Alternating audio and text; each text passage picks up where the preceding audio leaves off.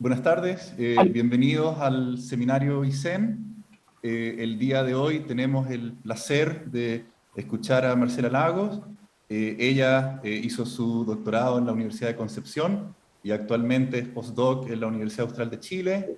Es una experta en configuraciones solitónicas, ¿no es cierto?, de teoría de campo con gravedad. Y el día de hoy nos va a hablar acerca de Analytic Meronic Black Holes, Gravitating Solitons and Higher Spins in the Einstein-SUN Yang-Mills Theory. Adelante, Marcela. Muchas gracias por la presentación y muchas gracias a Ignacio y bueno, a todo el grupo por invitarnos como a mí y a mis colegas a presentar este resultado en el que voy a mostrar cómo construimos estos merones, estos agujeros negros merónicos de forma exacta en el modelo de Einstein-Yang-Mills con grupo interno SUN. La idea de este resultado, más allá de la construcción de estas soluciones que son genuinamente SUN, es decir, que están construidas a partir de embeddings no triviales de SU2 en SUN. Bueno, además de la construcción de estas soluciones, la idea es dar énfasis en un efecto que se puede observar, el efecto de spin from isospin, y estudiar el rol que juega el N de la teoría, tanto en la geometría del agujero negro y en su termodinámica, pero también en este efecto que mencioné, del efecto de spin from isospin. Y de este efecto se pueden obtener algunos outputs interesantes, como la diferenciación que se va a hacer, que se logra de estos agujeros negros merónicos, de otro tipo de agujeros negros que soporta la teoría de Yang-Mills acoplada a Einstein, que serían los colored black holes. Y también estudiar un poco un approach alternativo para analizar las interacciones que pueden surgir en campos de spin alto, en espacio-tiempo asintóticamente plano, espacio-tiempo plano, al considerar campos escalares viviendo con el background de nuestros merones, de agujeros negros merónicos. Y finalmente mencionar una diferencia interesante de este efecto de spin from isospin al pasar a una teoría cuatridimensional a una de 5 dimensiones. Entonces, primero una pequeña y muy breve motivación para estudiar estos merones. Nos sabemos que las configuraciones topológicamente no triviales en la teoría de Yang-Mills se cree que tienen un rol importante en la fase no perturbativa de la teoría. Dentro de estas soluciones topológicamente no triviales se encuentran las configuraciones llamadas los merones.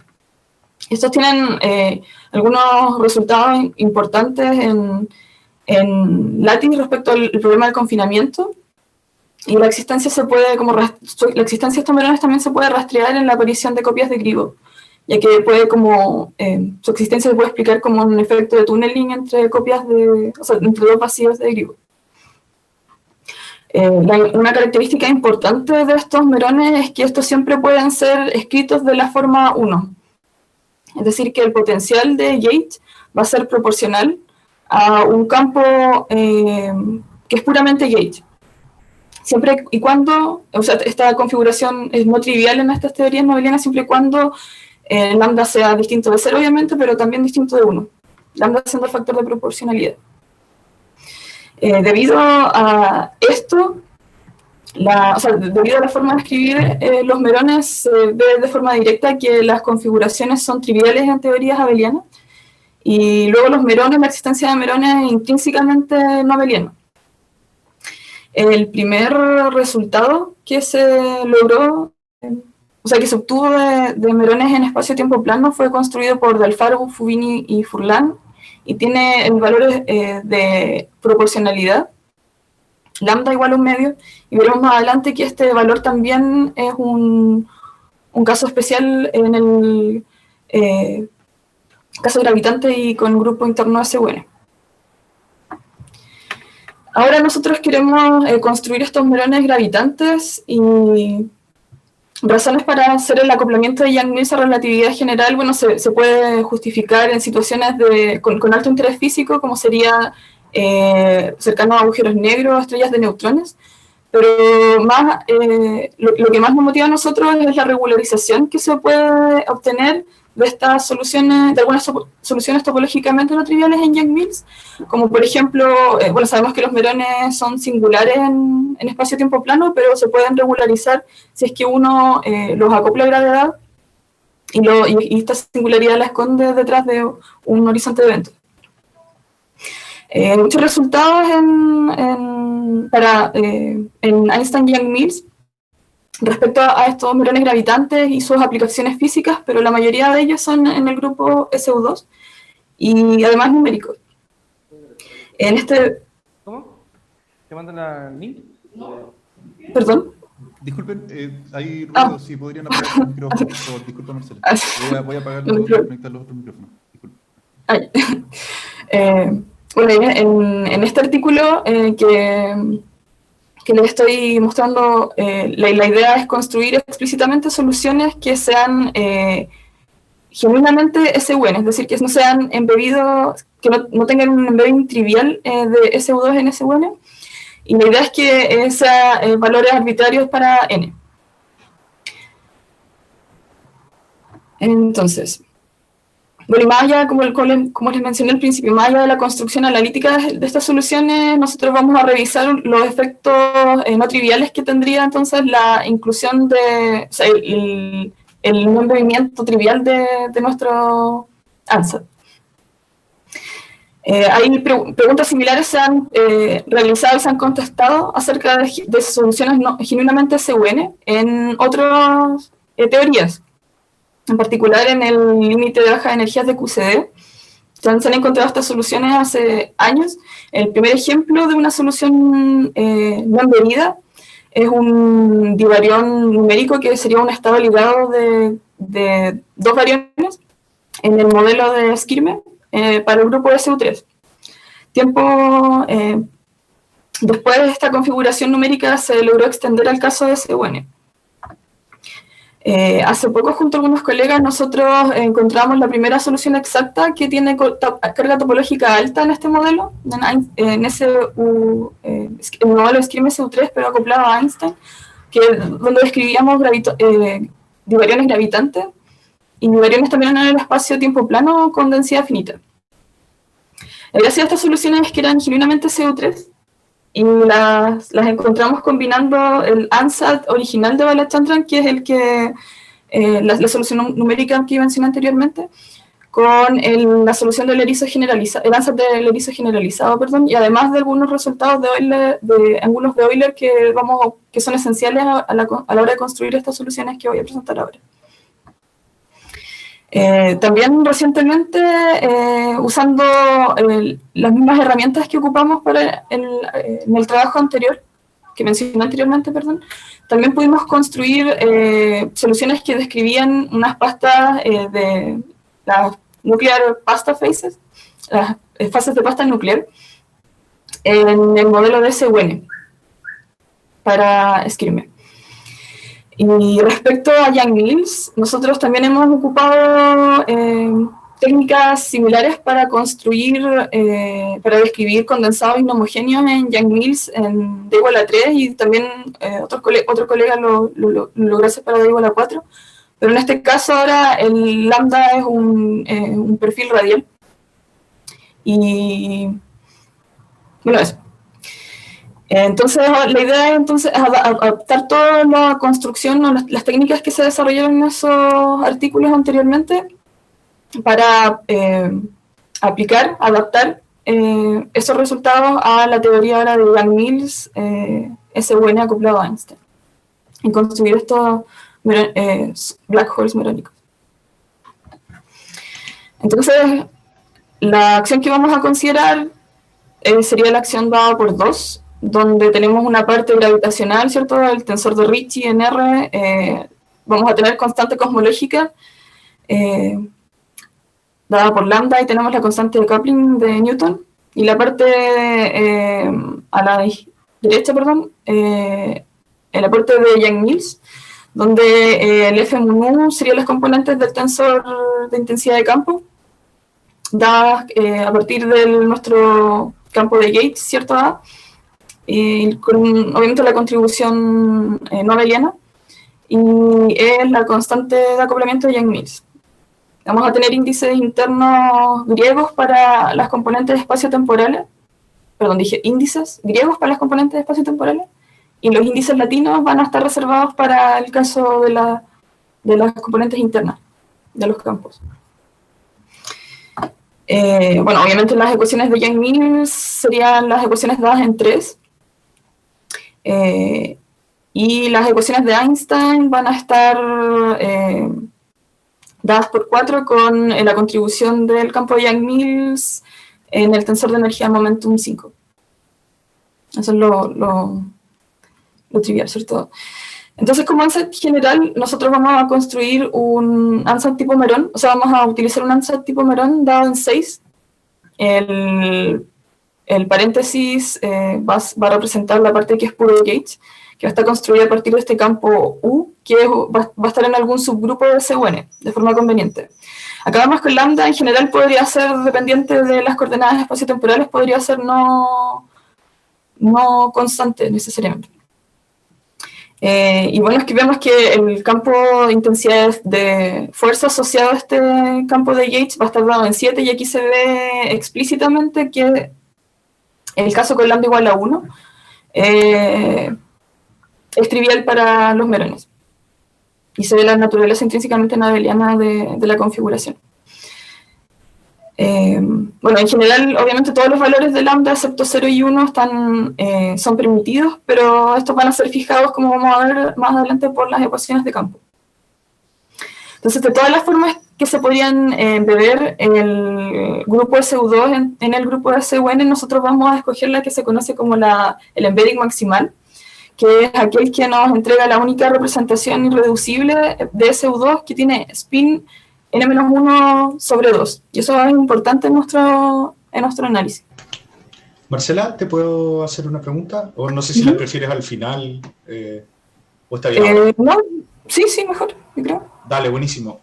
Ahora que miro el ANSAT 6, cuando uno está en el Euclidio, esto se parece bastante al mismo ANSAT que uno usa para los instantones, solo que uno le pide justamente que el field strength de Yang-Mills en dado caso fuere autodual.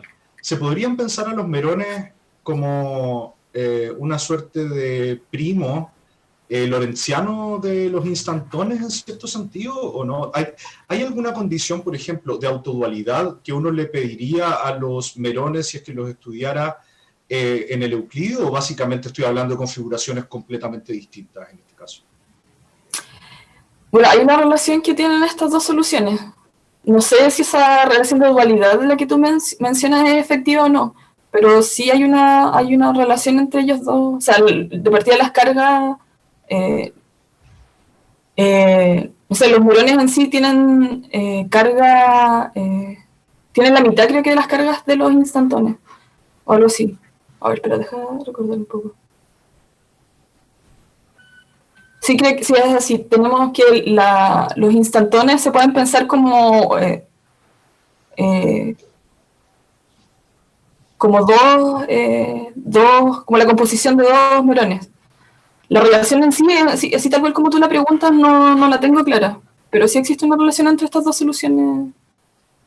Vale, sí, está buenísimo, porque se parecen, o sea, si es que uno mira 6, uno lo que usualmente hace para los instantones es toma un ANSAT muy similar a 6, pero en el Euclidio, y pide condiciones de autodualidad o anti-autodualidad sobre field strength. Y eso te resuelve las ecuaciones de Yang-Mills automáticamente. Entonces, al final del día uno resuelve F igual F tilde y Sí, claro. puedes integrar automáticamente eso. Pero eso parece que no es una condición que tú le vas a pedir a los merones en general, ¿cierto? No, claro, sí. Ahí no tengo muy claro cuál es la relación entre el merón y el instantón, como tú preguntas, pero sí sé que existe una.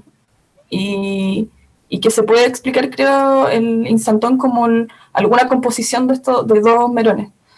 Eso está relacionado con la carga, pero claro, técnicamente, muy bien de dónde se ve eso, no lo sé. Pero sí suena interesante, tendría que estudiarlo, porque de instantáneos yo mucho no he visto, pero sí que tienen esa relación. Vale, muchas gracias. Marcela, disculpa que te pregunte yo también una cosita chica. lo que hace que la solución número 6 sea no trivial, es solamente el coupling que depende de la posición, ¿cierto? Si no, sería puro gauge, digamos, ¿no? No, o sea, el caso de que constantes igual nos entregan configuraciones no triviales, salvo que sea 1, y es como explícitamente como se ve en 7, y eso tiene que ver con la naturaleza no lineal de las teorías no abelianas. Perfecto, o sea, es puro gauge Sí. solamente para lambda igual a 1. Sí, cuando tu potencial de gauge es bueno, claro, suena quizás enredado y medio trivial lo que estoy diciendo, pero obviamente si tu ansat a mu es igual a un campo de gauge, vas a tener el caso trivial, Sí. pero si fuese un tercio, ya no. Perfecto. Si fuese, claro, así, salvo el caso con lambda igual a 1, todo lo demás te daría un campo 7 no trivial. Ya. Y claro, el hecho de que sea proporcional al conmutador, ahí es donde está la naturaleza no abeliana intrínseca. Si tuviese en el caso lineal, perdón, no, abeliano, también obviamente 7 sería 0, las componentes en 7 serían 0. Sí, muchas gracias. Sí. Perfecto. Creo que iba acá, ¿cierto? Ya, entonces, la idea sí, gracias. La idea de nuestro trabajo es construir un ansat para 6 que esté en esta representación, en la representación maximal y que tenga spin dependiente de n. Esa es la intención de nuestro trabajo. Entonces, para hacer eso, y ocupando los resultados que mencioné al principio, que hemos usado previamente para construir otro tipo de soluciones en otros modelos, vamos a postular una parametrización para nuestro campo U, que no sé si está, claro, ahí está U explícito en 6, que va a tener la forma en 8, es decir, va a ser la exponenciación de un conjunto de matrices, las matrices T, y con de forma inicial 3 campos, los FI, que pueden depender de las coordenadas, que van a depender de las coordenadas espaciotemporales, y que inicialmente son independientes. La gracia de todo eso está en la construcción de este subconjunto de matrices, las TI, que están explícitamente dadas en las ecuaciones 9, 10 y 11, es un subconjunto de 3 matrices que están dadas a partir de las matrices E grandes que están definidas aquí abajito, no sé si se ven, ¿no? Sí, se ven, en esta ecuación de acá, que son unas matrices con componentes 0 y 1 de acuerdo a esta expresión que está acá. Y bueno, se construyen explícitamente de esta forma, y la gracia es que obviamente satisfacen el álgebra, pero tienen un número de Dynkin que depende explícitamente de n, ya como se ve aquí en la expresión 12. Bueno, está una representación irreducible del grupo SU2, lo que no es cierto obviamente para cualquier embedding que nosotros hagamos de SU2 en SUN, que como dije anteriormente es importante, que tiene spin n-1 medio, y de lo que se puede ver directamente si es que analizamos el término diagonal, o sea, la matriz diagonal, perdón, de nuestro subconjunto, que sería esta que está acá, donde se puede leer el spin, o bien al calcular la suma de los cuadrados de este subconjunto, donde vamos a ver que, bueno, este operador T al cuadrado es proporcional a la identidad, con el factor de proporcionalidad, donde se puede leer J, ¿cierto?, que depende explícitamente de n. Y ahí esto es súper importante porque para cada valor de n, entonces nosotros vamos a tener una representación que va a tener un spin diferente. ¿Ya? El hecho de que este operador, el t al cuadrado, dependa explícitamente de n, va a jugar un rol importante al estudiar el efecto de spin from isospin y definir lo que sería el momento angular total del sistema. Y el hecho de que este sigma que está acá, el factor de proporcionalidad a la matriz identidad, también dependa y crezca con n, va a hacer que el momento angular del sistema dependa de n también. Bueno, y todo lo anterior, esto es lo fundamental para construir nuestros black hole merónicos, que primero van a ser construidos en D igual a 4. Entonces, vamos a imponer una métrica esféricamente simétrica, ¿cierto? De la forma usual, como en 14. Y vamos a definir las funciones que definen nuestra matriz U, que a su vez definen el potencial de gauge, ¿cierto? De la forma en 15. Es decir, son funciones lineales de los ángulos. Y si metemos esto en las ecuaciones de Yang-Mills, vamos a ver, llegamos a la restricción de que en este caso también el lambda tiene que ser sí o sí, para tener un sistema consistente, lambda tiene que ser un medio. Las ecuaciones de Einstein se reducen, se pueden resolver de forma exacta también de acuerdo a 16, donde la función métrica, bueno, tiene la forma de Churchill usual, y aquí está la contribución de, bueno, con constante cosmológica, sí, aquí está la contribución del campo de gauge, que se escribió aquí de forma explícita para de nuevo ver el caso trivial, ¿cierto? Que el lambda igual a 1 anula esta contribución. Y donde definimos igual la dependencia de n de acuerdo a este numerito Tn, que se reconoce como el número tetraédrico, que queda muy bonito ahí escrito en la métrica 16. Bueno, con este ANSAT 15 y con esta métrica ya tenemos resuelto nuestro sistema de ecuaciones, el total. Aquí hay un par de acotaciones que, más que nada por tiempo, no puedo detallar mucho, pero la ecuación 15, o sea, el merón que está definido acá en 15, tiene la misma estructura que el monopolo de Guiyang, pero aquí tenemos, bueno, asintóticamente, pero acá está cubierto con un horizonte de eventos, ¿cierto? También este potencial de gauge puede ser transformado usando una matriz con estas componentes y podemos llegar al potencial de Dirac. Pero es importante notar que la transformación que nosotros tenemos que hacer de nuestro potencial para obtener el de Dirac es una transformación impropia. Por lo tanto, estas dos configuraciones, el monopolo de Dirac, que es una configuración abeliana, no es equivalente a nuestra configuración, que sí es no abeliana. Por una pregunta. No. Perdón, Sí. es que no, pensé que, sí. Quería aprovechar de preguntarte algo, Sí. Marcela. Entonces, la solución merónica, la configuración, digamos, de Yang-Mills, en este caso, ¿también tienes una suerte como de cuerda de Dirac? Lo mismo que pasa en el monopolo magnético de Dirac, o nada que ver. O sea, claro, cuando hace la transformación tiene esa cuerda de Dirac definida en teta igual a... En la línea, claro, tal cual como tú dices. Pero el punto es que aquí la transformación en sí es impropia y los resultados entonces no podríamos llegar o comparar esta configuración que es genuinamente no abeliana con la abeliana. Pero igual tendrían esa cuerda, por así decirlo, singular. Claro, pero puedo hacer el juego que hacía Dirac con el monopolo, ¿no? O sea, la posición de la cuerda la puedo mover con una transformación de gauge, impropia, por supuesto, pero la puedo mover, Claro. digamos, al final del día también.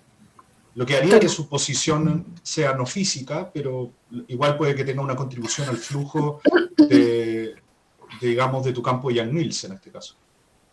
Claro, sí. Sí. Dale, buenísimo. Sí. Claro.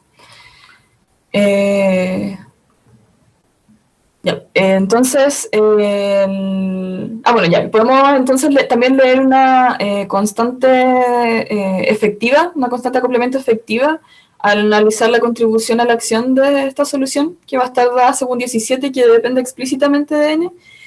Y la métrica, bueno, va a tener la forma de Reisner-Nordström con de Sitter o anti-de Sitter, con esta carga unitaria magnética por 18, que igual depende explícitamente de n.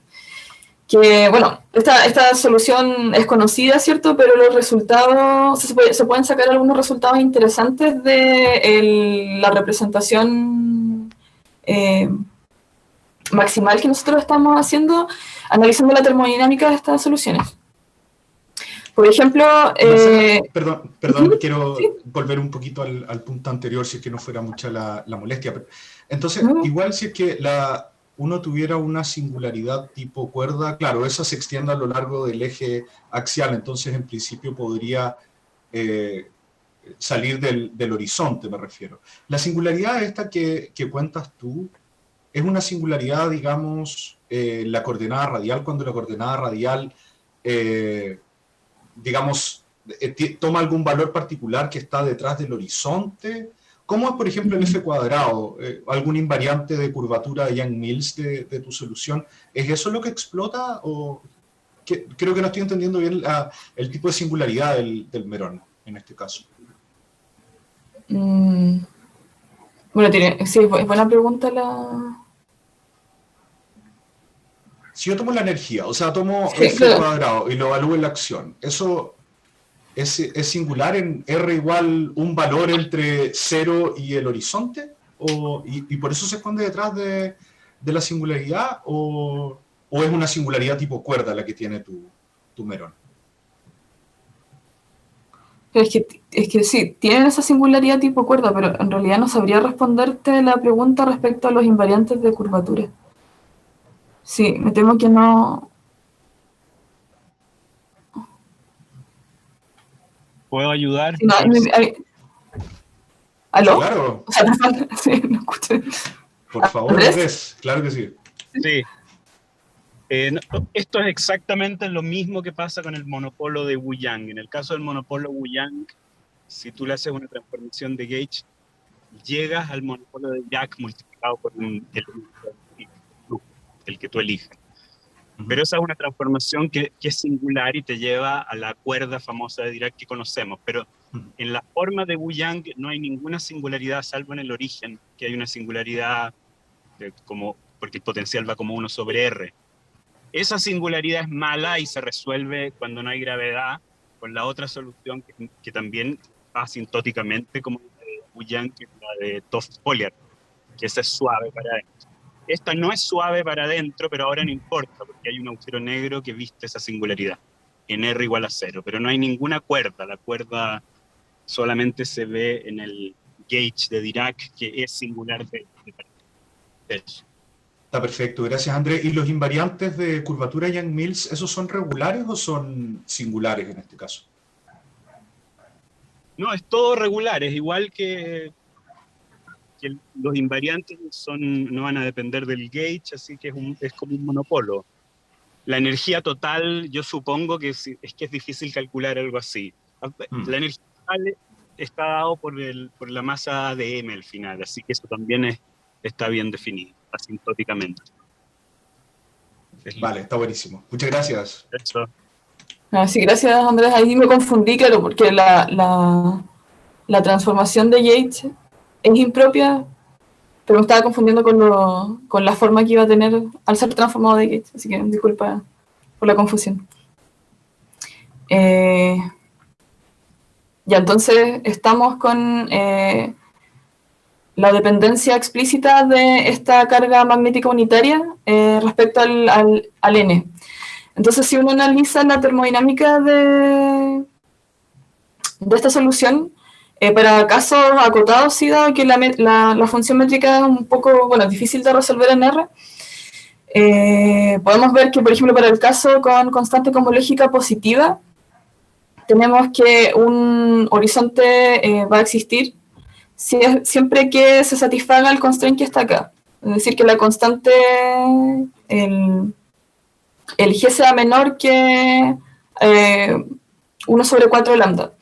Lo que quiere decir de alguna forma que estos merones no van a existir para n lo suficientemente grandes, ya precisamente por esta cota, por la dependencia de G, de G respecto a n. También se ve una cota para la masa. En el caso, por ejemplo, más reducido, si es que la constante cosmológica la seteamos a 0, podemos tener un horizonte de eventos que va a cubrir nuestra singularidad siempre que la masa sea mayor que G. Entonces, a medida que crece N, nosotros necesariamente la masa del merón está forzada a crecer con ella.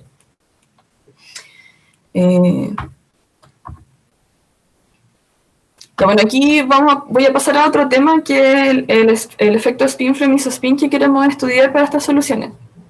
Voy a hacer un pequeño resumen en qué consiste en este efecto.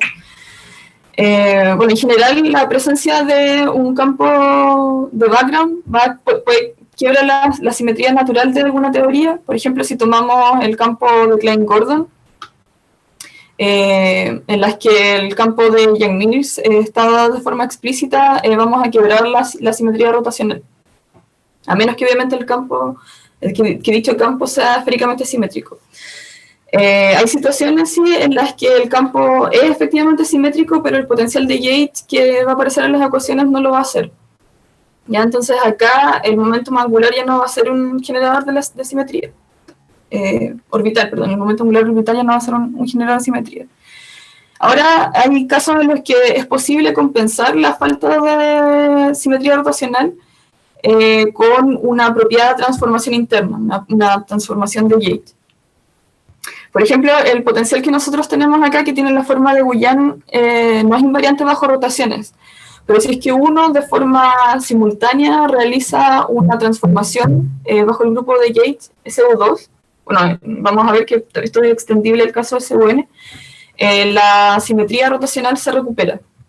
El operador que logra esto es el J que está escrito en 19, donde L es el operador orbital del momento angular orbital normal y T es el operador que se construye a partir de las matrices TI que mostré anteriormente. Bueno, y la gracia de nuestro resultado para SUN es que este es un subgrupo que tiene que nuestra configuración, perdón, va a estar en va a formar parte de un movimiento no trivial de SU2 en SUN. Entonces, históricamente esto se estudió en el grupo de Yang-Mills, Higgs, para el grupo interno SU2. Y esta simetría, estas configuraciones que eran esféricamente simétricas gracias a una rotación interna, es lo que da lo que genera este efecto de spin-frame isospin. Ya estudian inicialmente por Jakub Revy y Hasenfratz-Toff de forma independiente. Resultados de este efecto es que excitaciones para campos bosónicos que están cargados bajo este grupo SU2, en el caso original, por ejemplo, van a comportarse como fermiones. Entonces nosotros podemos describir grados de libertad fermiónicos a partir de campos bosónicos que estén cargados con un campo de Yates que cumpla esta condición, de que sea esféricamente simétrico gracias a rotaciones internas, que recupere la simetría rotacional gracias a rotaciones internas del campo. Entonces nosotros estamos interesados en estudiar reproducir los cálculos que hicieron Jakub Revy, Hasenfratz y Toff inicialmente para SU2 y reproducirlos en el caso de SUN con nuestro background dado por el merón que discutimos anteriormente, ver si es que ocurre este mismo truco y posteriormente estudiarlo para analizar excitaciones de estos campos en nuestro background. Entonces, una forma simple, más rápida de derivar la existencia de este fenómeno de spin-frame isospin es analizar la ecuación de Klein-Gordon para este campo escalar phi, que va a estar cargado bajo el grupo SUN. Y entonces tomamos la ecuación de Klein-Gordon 20, donde la derivada covariante está dada a partir de la derivada Levi-Civita, ¿cierto? Que tiene nuestra métrica... la métrica que mostré anteriormente y el campo de Yates, nuestro merón, ¿cierto? Bueno, si recordamos que nuestro campo de Getty tiene la forma de Wuyang 21, asintóticamente, también lo vamos a restringir al caso con la masa del Klein-Gordon y la constante cosmológica, igual, dado que no son importantes para analizar este efecto, lo seteamos a 0, y bueno, vamos a explorar obviamente la región asintótica. Y si analizamos término por término las contribuciones que tendría acá en la ecuación de Klein-Gordon, estos operadores, vamos a encontrar lo siguiente. O sea, en el caso estático, la ecuación de Klein-Gordon primero, bueno, va a estar dada de esta forma, y analizamos término por término. El primer término, el laplaciano, obviamente va a ser escrito como esta combinación de derivadas radiales, con el operador momento angular orbital usual, ¿cierto? El segundo término, en nuestro caso, si es que desarrollamos esto, vamos a ver que va a ser proporcional a las componentes del operador momento angular y también a las matrices, nuestros generadores. El tercer término se puede verificar directamente que se anula, y el cuarto término, el a al cuadrado, si es que ocupamos el álgebra de las matrices T de nuestros generadores, y debido a siguiendo los cálculos por las contracciones de los epsilon, vamos a tener dos términos que serían de esta forma. Tenemos el cuadrado de las matrices más este término que sería como la proyección radial de los generadores. Si es que combinamos todos estos resultados, la ecuación 22 nos va a quedar como está acá en 23. Entonces tenemos las derivadas radiales, y acá tenemos explícitamente los generadores que van a dar vida a lo que vamos a identificar como el momento angular total del sistema, ¿cierto? Que lo vamos a llamar como J. Y aquí tenemos que el momento angular orbital se le suplementa, ¿cierto?, este operador que está en términos de nuestros generadores. Bueno, basta con analizar esta parte de la ecuación, dado que este término que está acá al final no aporta a la hora de identificar obviamente el momento angular orbital, sino que está relacionado con las componentes del hamiltoniano. Bueno, vamos a ver más adelante el caso con d igual a 5. Ya, pero la idea detrás de esto es que si nosotros, bueno, tenemos que la simetría rotacional se recupera si es que vamos a considerar entonces este operador como momento angular total. Es decir, si es que nosotros realizamos también a su vez una transformación interna en el grupo. Entonces, de acuerdo a las conclusiones que se tiene en el efecto de spin from isospin original, nosotros podríamos postular acá que podemos generar, y dada la representación que estamos ocupando, ¿cierto?, para nuestro merón, podemos postular que se pueden generar campos de spin más altos en espacio-tiempo asintótico si es que usamos estos campos escalares de prueba que estén cargados que estén cargados bajo el grupo SUN y que vivan en el merón, en el agujero negro merónico que nosotros hemos construido acá.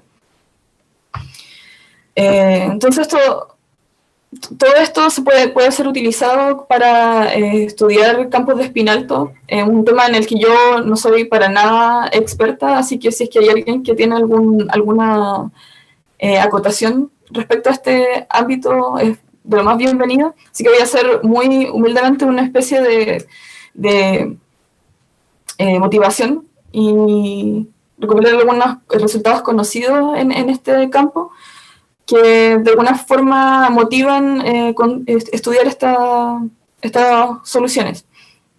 Entonces se sabe que resultados clásicos que bajo circunstancias normales, entre comillas, tanto en espacio-tiempo plano como también en espacio-tiempo asintótico, no es posible formular ecuaciones de campo consistentes, ¿cierto?, para una teoría cuántica de campos para partículas sin masa y con spin mayores a 2. La mejor, el caso hasta ahora como mejor establecido, en el que es posible definir de forma consistente las interacciones en D igual a 4 en el cubic vertex, ¿cierto? Vértice cúbico. Approach modernos para estos problemas. Ha logrado hacer una clasificación completa de estos vértices y se sabe que el espectro de en este approach es reducible y además se consiste de partículas sin masa que tienen spin S, S-2, S-4 y así. La formulación moderna es diferente a la que se desarrolló por Fronsdal, en la que se tiene una ecuación de campo que describe a un único grado de libertad sin masa para una partícula de spin S. Y nuestro approach, por así decirlo, se parecería más a este último. ¿Ya? En este sentido, el efecto de spin from isospin, que correspondería a estas configuraciones gravitantes merónicas no embebidas, se parece más al caso que mencioné último. El punto clave acá es la elección de estas matrices TA, de esta representación, que es irreducible y que tiene spin n-1 medio. Y debido a esta conversión entre comillas, siguiendo la nomenclatura, el nombre original, ¿cierto?, de este efecto, la conversión de spin en isospin, de este campo escalar cargado bajo el grupo SUN, entonces transformaría al campo de spin J, ¿cierto?, que depende explícitamente de la representación del grupo. Ahora, la falta de simetría esférica de nuestro campo de Gates puede ser compensada, como vimos anteriormente, por una rotación interna que va a tener spin J, ¿ya? Entonces, el momentum angular orbital del sistema va a corresponder a un campo de spin J.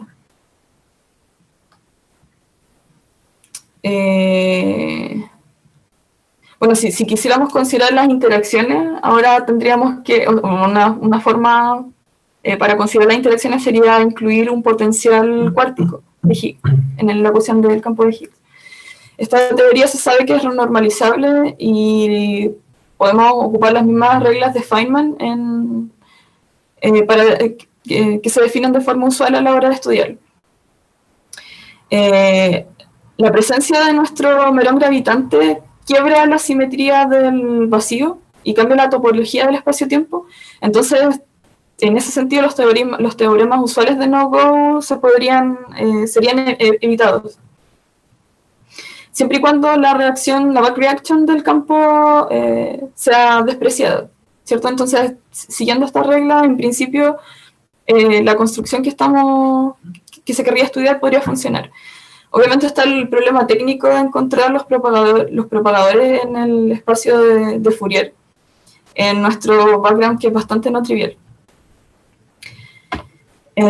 Ahora, respecto a los efectos físicos que podría tener la presencia de este efecto de spin from isospin en nuestras configuraciones, nos podrían servir para diferenciar estas configuraciones de otras posibles, de otras soluciones de este modelo de Yang-Mills acoplado a Einstein. Ya la teoría de Einstein-Yang-Mills admite soluciones esféricamente simétricas que tienen la propiedad de que los campos magnéticos y eléctricos decaen tan rápidamente que no pueden generar cargas. Se sabe que son inestables, pero igual tienen un rol importante principalmente en la holografía. Acá la idea es enfatizar la diferencia entre estas soluciones, que son numéricas, los colored black holes de nuestros black hole merónicos, por la presencia del efecto spin from isospin. Entonces, para construir estos colored black holes, siguiendo nuestro approach, nosotros tenemos la métrica 25. El campo de Yang-Mills va a ser el mismo, salvo el factor de proporcionalidad nosotros que teníamos antes como una constante, ahora va a ser radial. Y las ecuaciones de Yang-Mills van a estar dadas por 26, se van a reducir a 1. están dados por 26. El factor último es el que reduce nuestra solución reduce este sistema a la solución del caso constante, ¿cierto? Con lambda igual a 1/2. Y las ecuaciones de Einstein, bueno, se pueden escribir combinando estos dos resultados. Las componentes del tensor energía-momentum están dadas acá arriba y acá las componentes del tensor de Einstein más la constante gravitacional. Estas soluciones se tienen que resolver de forma numérica. Aquí vemos que la contribución del n, por así decirlo, está resumida simplemente acá. Y las formas de estas ecuaciones a las ya conocidas en la literatura son similares y pueden ser adecuadas si es que uno modifica acorde a estos n. ¿Sí? ¿Hay una pregunta? Sí, Marcela, perdón, está muy interesante tu charla, entonces por eso tengo tantas preguntas. Entonces, a ver, mira, entonces, si entiendo bien el truco, a ver, dijiste que entonces el merón no es esféricamente simétrico, pero resulta que su T mu sí lo es. Entonces, esa es un poco la gracia de la construcción del ansatz, ¿no? O sea, a pesar de que la configuración de campo no es esféricamente simétrica, cuando yo lo enchufo en las ecuaciones de Einstein, la simetría esférica se preserva y por ende puedo integrar las ecuaciones. Claro, sí, exactamente, sí. Es un fenómeno igual usual en estas teorías, sí, de tener campos que inicialmente no tienen simetría, pero después las cantidades como más físicas, por así decirlo, sí la preservan igual. Sí, exactamente. Te lo preguntaba porque lo he visto en otros contextos, entonces me suena un approach bastante familiar, pero no lo había visto en Yang-Mills, así que está buenísimo. Vale, muchas gracias.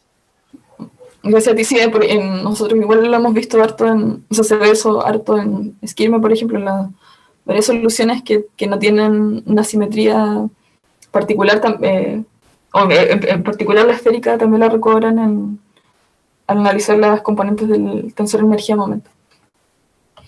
Bueno, estas ecuaciones están resueltas en la literatura de forma numérica, y como ya dije, el hecho de ver este merón en SU2 en SUN nos va a entregar este factor de proporcionalidad. Y por ende las soluciones numéricas se pueden adaptar a este caso de igual forma.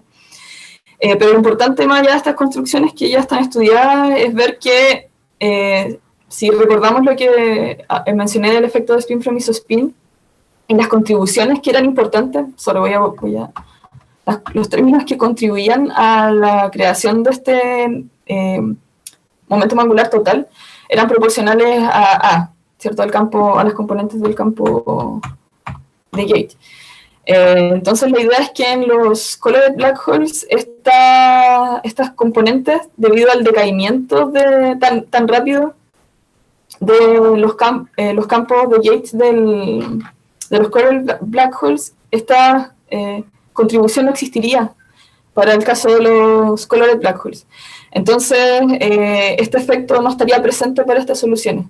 Y esa es una forma interesante de ver, de diferenciar nuestras soluciones de las colored black holes. Ya, entonces, en este contexto, estos black holes no podrían tener este efecto de transformar los campos de libertad bosónicos en fermiónicos y viceversa. Bueno, no sé cómo estamos de tiempo en realidad. Porque, igual. Bien, ¿Sí? Estamos bien, te quedan 10 minutos todavía, pero tampoco hay un límite tan estricto, así que no te preocupes. Ya, genial. Sí, porque bueno, lo último que quería mencionar era el caso de D igual a 5, que tiene una diferencia respecto al caso de D igual a 4, pero la construcción es prácticamente la misma. Entonces, para analizar el efecto del spin from isospin, necesitamos construir este merón en D igual a 5, y para ello tomamos la métrica igual esféricamente simétrica, adaptada, ¿cierto?, en 5 dimensiones. Acá una diferencia que igual es importante respecto a la solución que mostré en D igual a 4.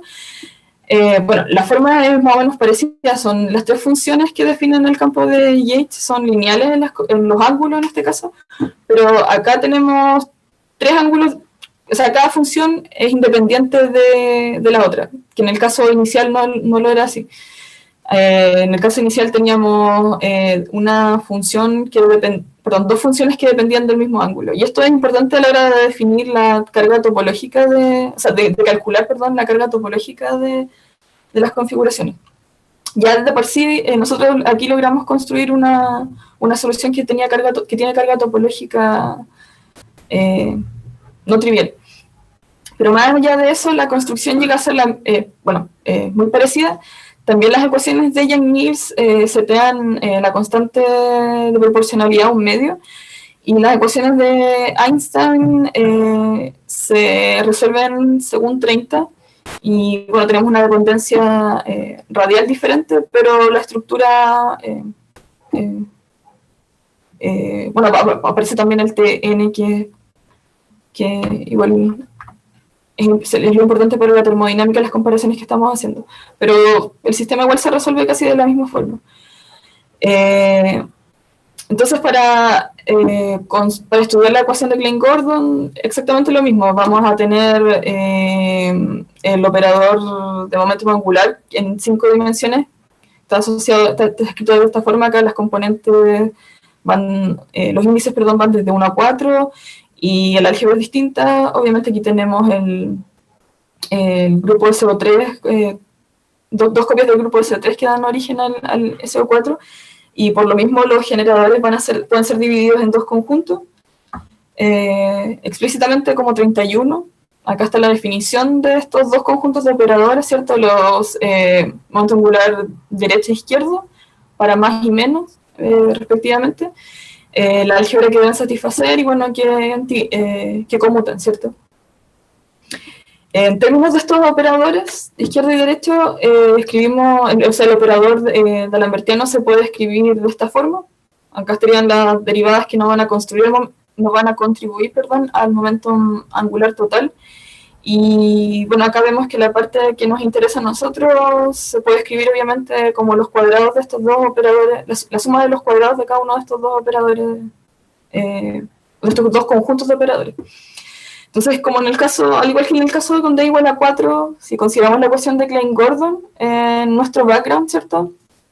Vamos a tener que 32, si es que calculamos cada una de las contribuciones, va al final llegar a la ecuación 33. Tenemos las dos derivadas que no contribuyen en el momento angular, los primeros dos términos, más todo esto que está acá. Acá nos matamos el término de masa, pero todo el resto sería como análogo al caso de igual a 4, salvo un pequeño resultado que voy a hablar más adelante, pero tendríamos entonces la suma de los cuadrados de cada uno de los sets, por así decirlo, de operadores. De aquí tendríamos J más, que representaría el momentum angular total derecho, y el J menos, que representaría el momentum angular total izquierdo. Claro, y acá vemos que para el derecho aparece la contribución de la transformación interna que se tiene que hacer a estos campos para para definir correctamente el momento angular total. No hay nada especial, obviamente, en estos operadores. Uno puede calcular la configuración merónica que va a estar asociada al inverso del U que consideramos inicialmente, y se va a ver que la contribución, en este caso, si es que consideramos entonces el inverso de nuestro U, vamos a tener una contribución en el otro operador. Así que no hay nada obviamente especial en eso. Pero lo importante aquí es que se vuelve a encontrar el mismo efecto de spin from isospin para este caso. Y hay algo sí diferente, que es que en el caso con D igual a 5, si es que calculamos el término final, que es el cuadrado de los AMU, aquí este sí resulta proporcional a el cuadrado de la suma de los cuadrados. Sí, la suma de los cuadrados de nuestros operadores. Y aquí se puede leer directamente que el spin de la partícula se vuelve exactamente el sigma n que habíamos mostrado inicialmente, que se podría leer de acá, dado que el t cuadrado es proporcional a la identidad.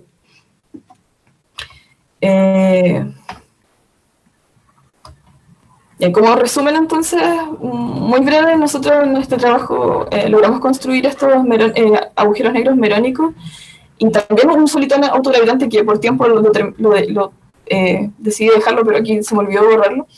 Pero en soluciones, perdón, en el sistema de Einstein-Yang-Mills con un grupo de simetría interno SUN, ya con n arbitrario, tanto en D igual en 4 dimensiones como en 5. ¿Ya? Lo interesante de acá era ver el rol que juega de forma explícita los valores de n, que pueden ser arbitrarios, ¿cierto? Que juegan en tanto en la geometría del agujero negro como en la termodinámica, pero de forma más importante en el efecto de spin from isospin. Y bueno, los puntos a rescatar sería que podemos distinguir mediante la presencia de este efecto nuestros agujeros negros merónicos con los colored black holes que también existen en este sistema, y que si usamos, bueno, y debido a que nuestro ANSAT es precisamente una embedding no trivial de SU2 en SUN, nosotros podríamos construir y estudiar las interacciones que existen en campo de spin alto, perdón, a partir de estudiar las excitaciones que se generarían con un campo escalar de prueba cargado bajo el grupo de gate, con nuestro background, siendo el background, perdón, el agujero negro merónico. Entonces la idea inicial es que en la práctica uno podría ser capaz de analizar interacciones de campos de spin alto en espacios que sean asintóticamente planos sin la necesidad de introducir a mano estos campos de spin alto. Bueno, y lo que mencioné al final, que existe una diferencia entre lo que ocurre para nuestras soluciones en D igual a 4 y D igual a 5 en este efecto spin from isospin. Y bueno, creemos que quizá la presencia de la carga topológica que sea distinta a 0 podría tener alguna implicancia en esto. Tampoco hemos calculado el caso con D igual a 6, pero bueno, sería interesante igual saber qué ocurre como en mayores dimensiones con esta propiedad diferente respecto al término amu-amu. Y bueno, gracias por su atención. Muchas gracias, Marcela, por tu excelente charla. Ahora, si alguien tiene preguntas, se abre a preguntas del público. Yo tengo una pregunta. Sí, adelante. Sí, quería preguntar si estas soluciones de tipo merónico las podéis obtener también, o habéis visto si también aparecen. Me parece que los casos que has puesto partes de una métrica que es esféricamente simétrica. ¿Puede darse en otro tipo de métricas o la forma de la métrica ya es fundamental para que se pongan este tipo de soluciones? Buena pregunta. Yo creo que aquí la forma de la métrica es fundamental. Debido precisamente al comentario de la simetría que hice, bueno, que de hecho hizo Ignacio, perdón, a la hora de... Bueno, no estoy segura, es que creo que hemos probado un par de soluciones extra, pero creo que más lo que falla es las ecuaciones de Yang-Mills, en realidad. Sí, creo que, bueno, honestamente siempre hemos topado con las ecuaciones de Yang-Mills, que son lo primero que hemos terminado revisando. Pero sí, creo que es fundamental sí la simetría esférica. No estaría 100% segura porque no he estudiado como todos los casos, pero... Vale. Sí. Gracias. Nelson, gracias. ¿Tienes una pregunta tú? Muchas gracias, Marcela, por tu presentación. Es súper interesante. Quería preguntar, usando este mecanismo de embedding, digamos, en la aplicación de Higher Spin, ¿sigue existiendo una torre infinita de spin, de campos con spin más alto, o se evita de eso de alguna manera acá? Oh, no, eso... Sí, eso... ¿Perdón? En principio, cuando uno quiere acoplar consistentemente gravedad con un campo de mayor spin, al final aparece en la torre infinita, digamos. Y, digamos, están los mecanismos de Fronsdal, de Fronsdal, de Vasiliev, o sea, Unfolded Mechanism, que es súper complicado.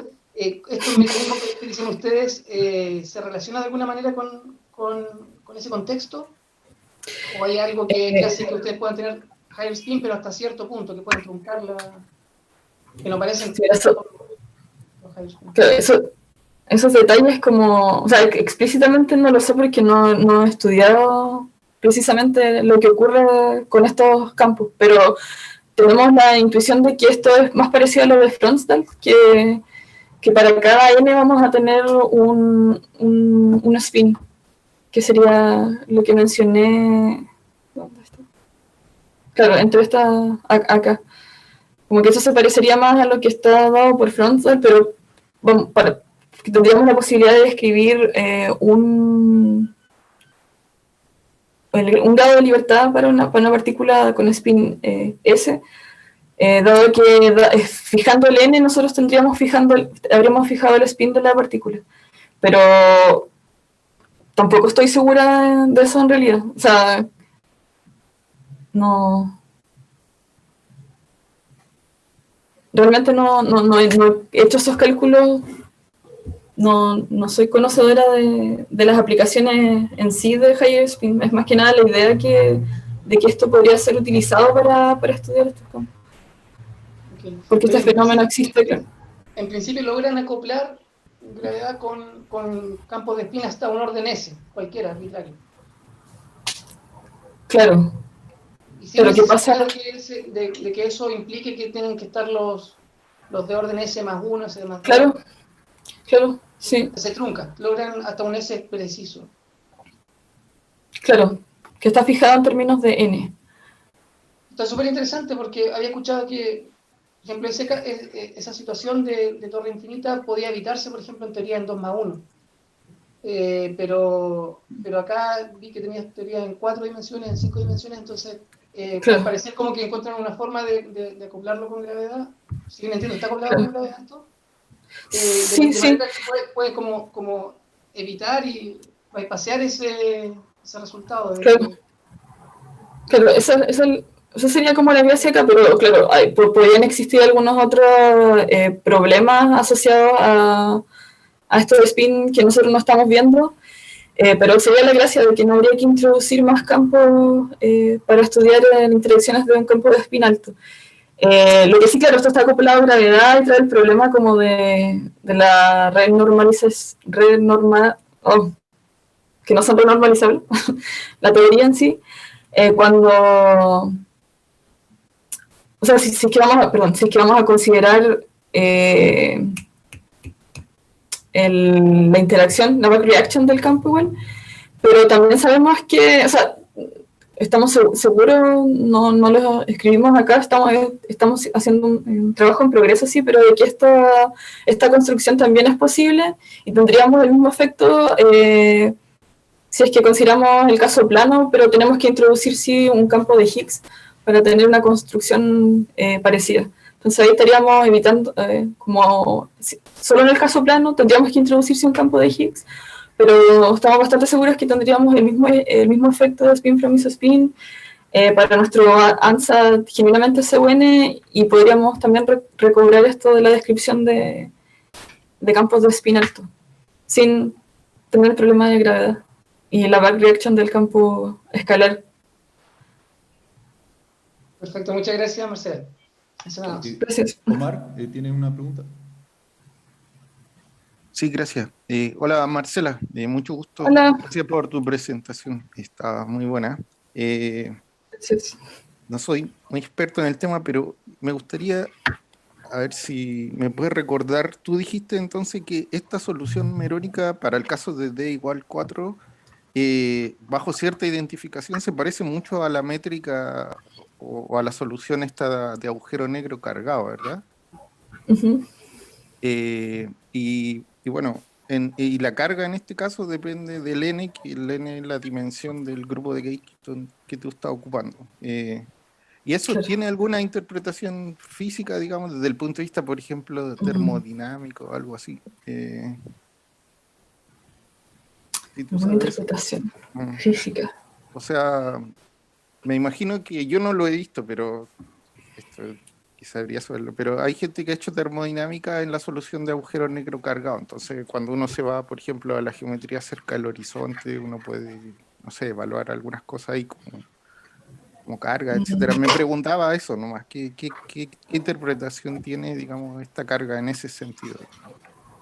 Pero eso era por una parte. Y lo otro que quería mencionarte, que ya que hablaste de interacción con los Higgs, hay unos trabajos de Nick Manton que son un poco antiguos, donde ellos lo que hacen es considerar una teoría de Yang-Mills en un espacio producto y establecer ciertas condiciones que se llaman de equivariancia que permiten hacer reducciones dimensionales.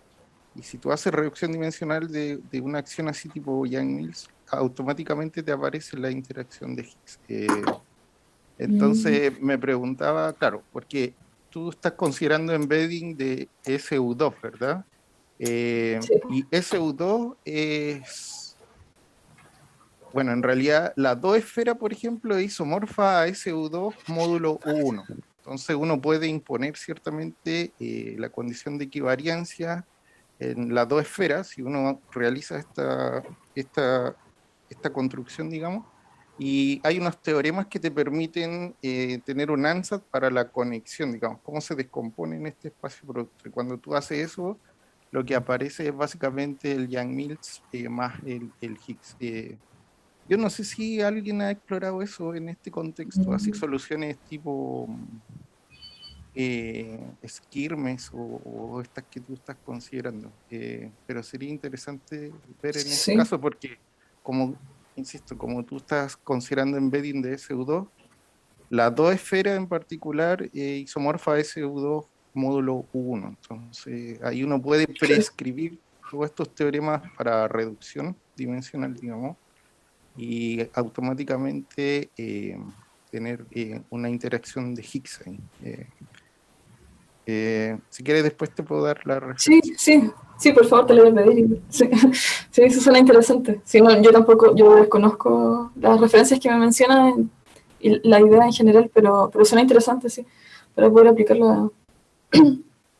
Vale, gracias. Sí, gracias a ti por el comentario. Cristóbal, ¿tiene otra pregunta? Gracias, Ignacio, y gracias, Marcela, nuevamente por la presentación. Bueno, tenía varias preguntas anotadas, pero varias las hicieron los colegas ahora durante la ronda de preguntas, así que me las voy a saltar. Hubo una que no vi mucho en la presentación y que tenía que ver cuando hablabas de cargas, las cargas topológicas que tienen las soluciones merónicas. ¿Te refieres, por ejemplo, al... no sé, winding number, ese tipo de cosas que usualmente calculamos en Yang-Mills? ¿O qué tipo de cargas topológicas?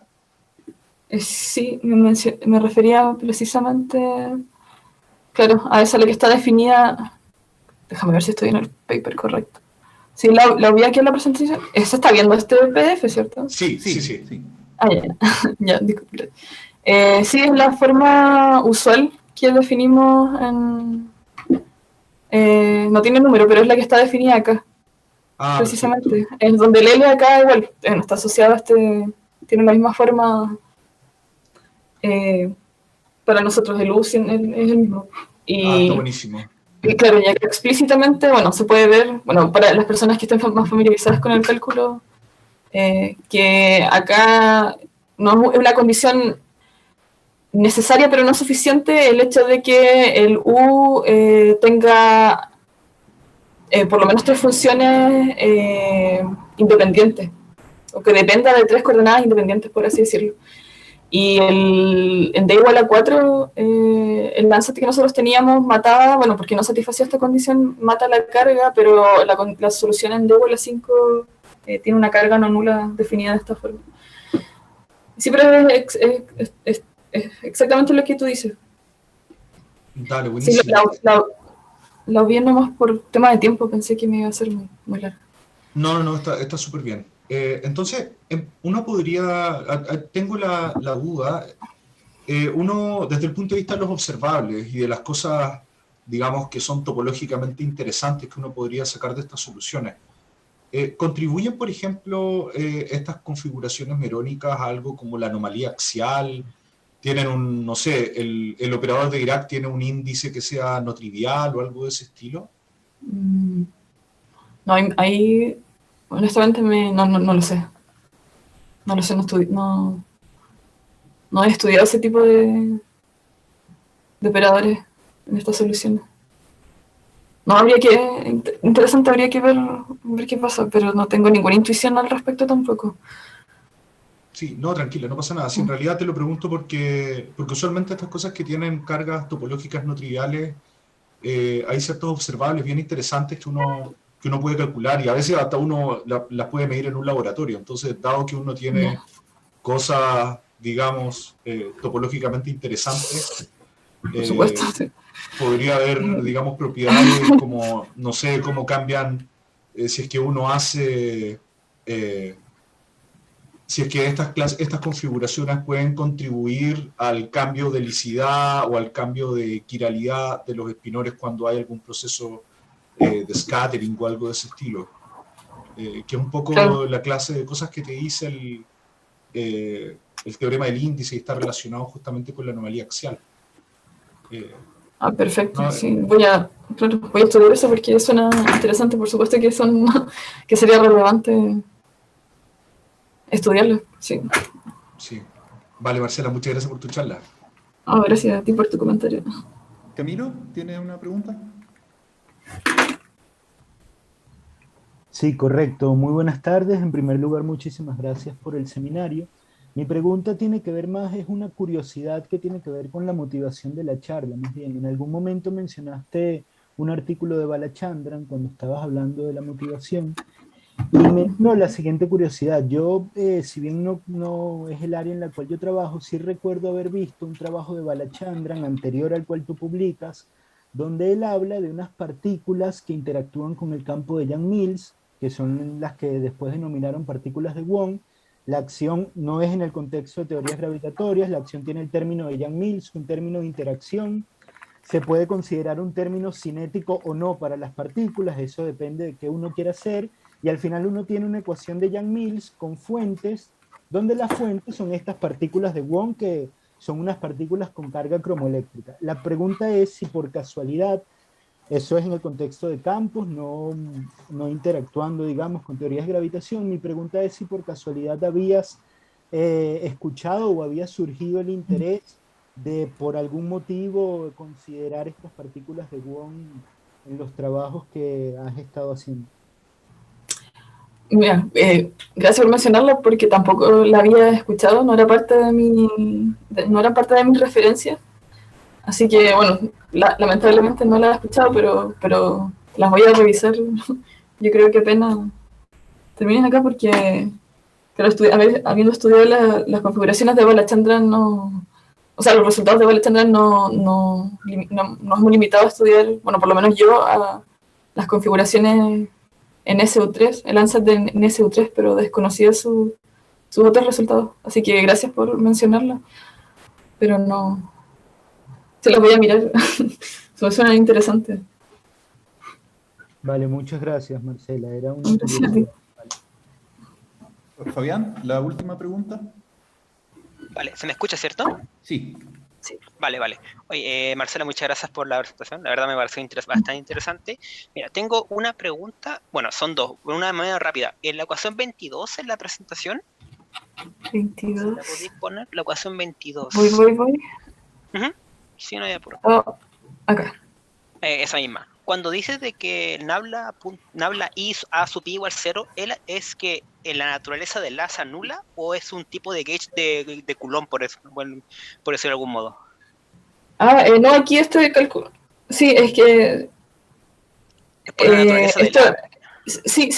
Es un resultado que te da directo si es que consideras el A que mostré anteriormente. Vale, entonces ya. Vale. Vale. Por la dependencia que tienen las componentes y la gracia de la métrica, sí. Vale, ya, eso no me hay que hablar. Depende solo de los ángulos de teta y de phi. Sí, esa es la notación, teta y phi, y bueno, se termina anulando por la forma en que estos dependen. Sí.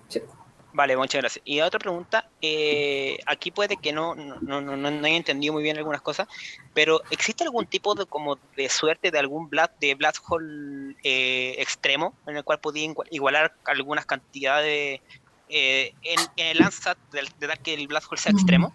¿O no tiene como análogo? Creo que... Bueno, yo creo que sí tiene que haber un caso en el que podemos considerar que sea extremo. No tengo la expresión explícita acá, tampoco la calculamos, pero la forma en la que tiene la contribución acá de Yang-Mills, creo que no habría problema para considerar ese caso. Vale. Hay que verificarlo, sí, pero la métrica acá de 16... Claro, no habría problema en hacerlo directamente. Claro, sí. Vale, muchas gracias. Esa es mi pregunta. Gracias. Bueno, muchas gracias, Marcela. Te agradecemos nuevamente por tu excelente seminario. Yo Gracias. voy a dejar de grabar ahora.